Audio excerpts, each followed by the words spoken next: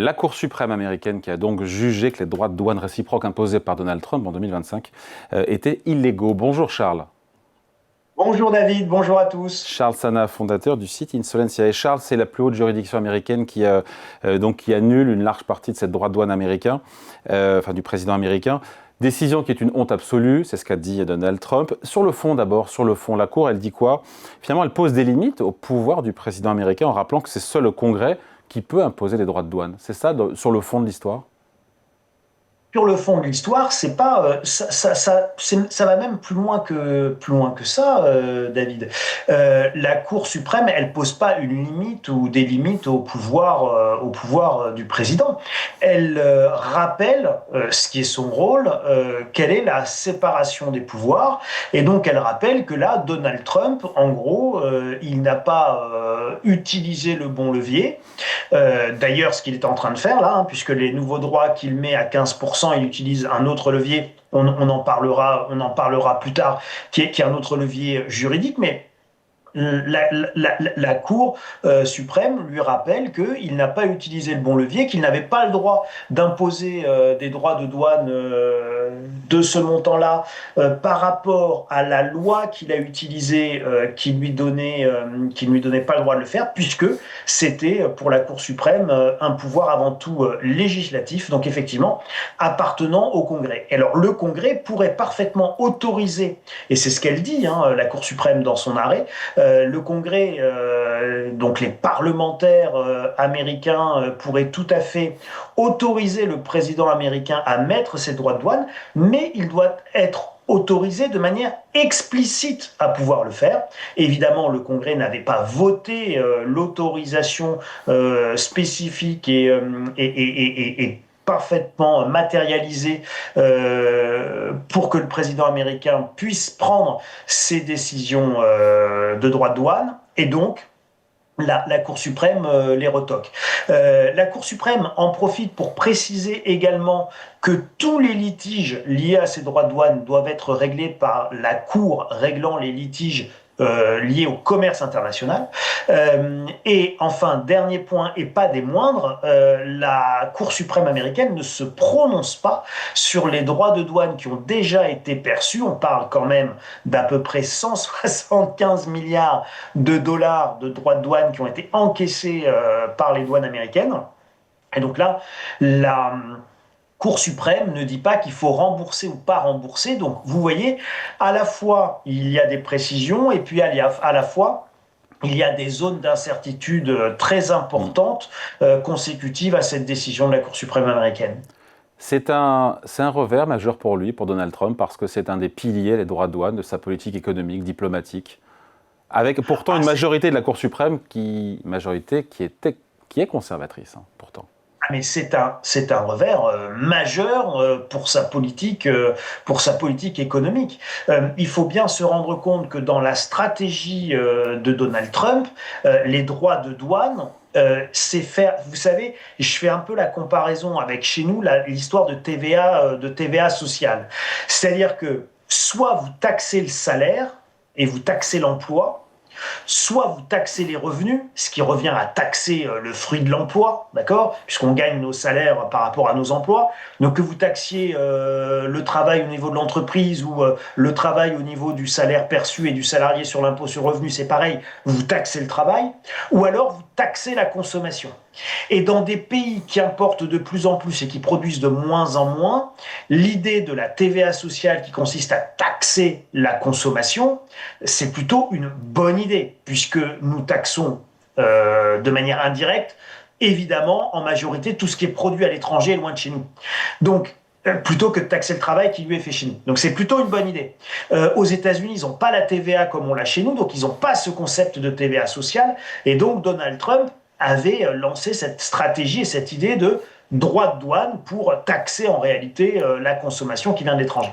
Et donc, c'est un point clé de son programme économique, c'est un point clé de ses rentrées fiscales, c'est un point clé de sa stratégie de réduction des déficits commerciaux, mais des déficits budgétaires, et c'est un point clé de la réindustrialisation pour permettre la réindustrialisation soit dit en des États-Unis.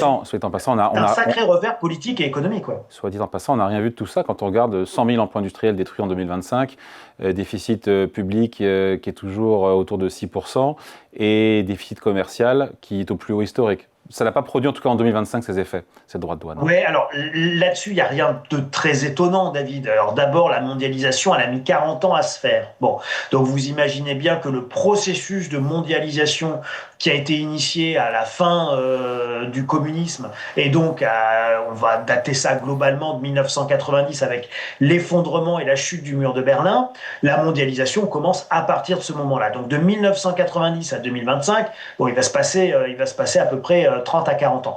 Donc, vous voyez bien que c'est un processus, la mondialisation, et les délocalisations ont été un processus. De la même manière, les relocalisations et la démondialisation, c'est un processus également. Vous imaginez bien que passer du tout mondialisé à plus de mondialisation du tout en un claquement de doigts, bon, ben, vous n'avez plus rien dans vos magasins, vous n'avez plus rien à acheter et l'économie est par terre. Donc, c'est simplement une inversion dans le processus. Donc ce sont des processus de temps long.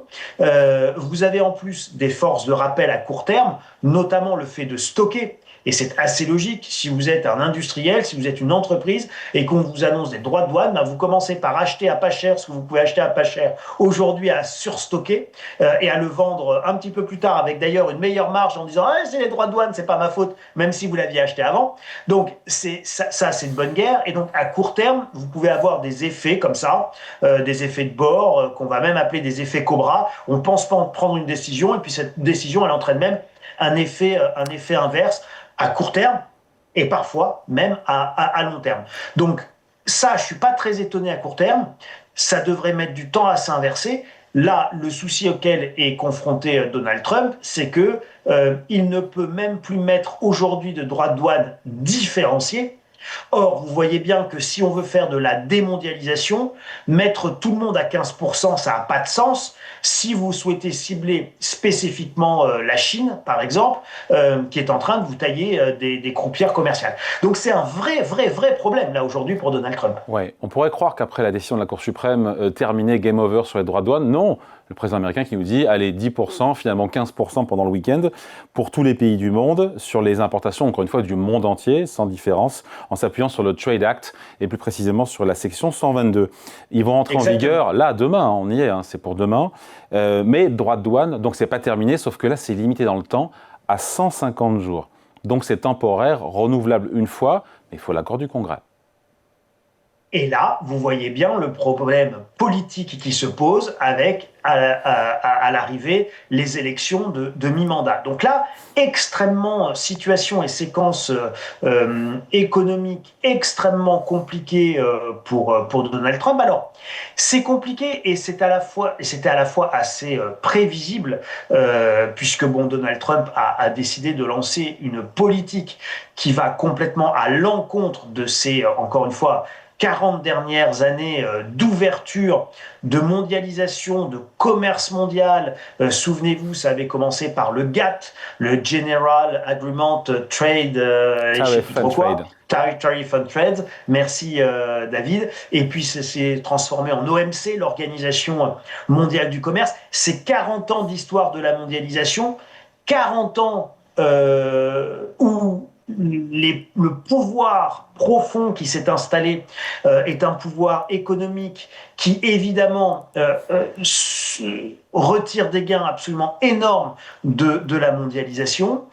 Et donc, en voulant remettre en cause cette politique-là, en voulant changer complètement de braquet, évidemment, en face, il ne faut pas s'imaginer que ça va mal se passer et qu'il ne va pas y avoir un petit peu de résistance. Donc ça, c'est assez normal, c'est stop and go. Je pense que ça va même continuer à alimenter la volatilité et c'est loin d'être fini. Donald Trump a des procès absolument sur tous les sujets. Donc on va continuer à parler de droits de douane, les 15% pendant 150 jours. Après, on ne sait pas trop ce qui va se passer. Donc ça veut dire que tout ça va potentiellement plonger de nouveau l'économie mondiale dans l'incertitude, puisqu'on va encore parler de droits de douane pendant plusieurs mois. Mais dans 150 jours, c'est fini, le Congrès ne le suivra pas là-dessus ?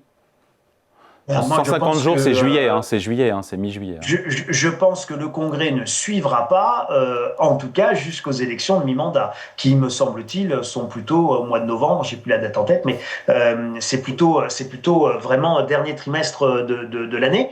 Donc, de toute manière, de juillet à novembre, on peut penser qu'il ne trouve pas d'accord particulier sur cette thématique. Après, attention, on n'est pas à l'abri non plus d'une surprise, parce qu'il ne faut pas oublier que même les démocrates, avec Joe Biden, n'étaient pas revenus sur les décisions que Donald Trump avait pu prendre lors de son premier mandat, spécifiquement concernant la Chine. Donc, sur le sujet chinois, il y a quand même, a priori, un consensus transpartisan aux États-Unis sur la nécessité d'endiguer la menace économique chinoise. Encore plus au moment de l'intelligence artificielle. Donc, voilà, on n'est pas à l'abri qu'il se passe quelque chose. Bon, rappelez-vous aussi que la Cour suprême a dit que il n'y avait pas suffisamment de caractère d'urgence nationale pour que Donald Trump puisse invoquer cette loi-là pour les droits de douane différenciés. Bon, une petite attaque sur Taïwan ou des menaces sur Taïwan ne seraient-elles pas de nature à qualifier de manière plus précise une menace et d'urgence nationale au sens de la Cour suprême américaine?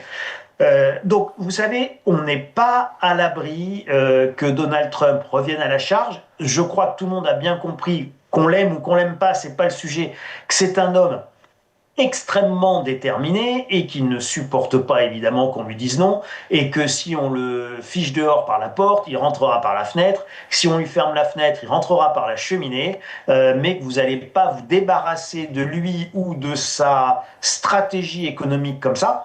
Je pense que de toute façon, il va tout faire pour contourner cette interdiction de la Cour suprême. Il y a plein de manières de le faire. La première manière étant de créer les conditions réelles d'une urgence nationale. Ce ne serait pas la première fois que les États-Unis mettent un pays sous embargo pour créer chez ce pays des attitudes après un peu plus agressives. Le plus bel exemple étant évidemment le Japon, qui avait été mis sous embargo des États-Unis, qui était encerclé. Et quand quand il n'y avait plus pour le Japon 9 mois d'autonomie énergétique, eh bien le Japon a été contraint de desserrer les taux, et donc ça a donné l'attaque de Pearl Harbor et l'entrée en guerre des États-Unis. L'histoire est toujours plus complexe et nuancée que ce qu'on peut enseigner ou en retirer de manière trop simple. Allez, merci beaucoup. Explication et point de vue signé Charles Sana, fondateur du site Insolentia. Merci Charles et bonne semaine. Merci David, bonne semaine à tous.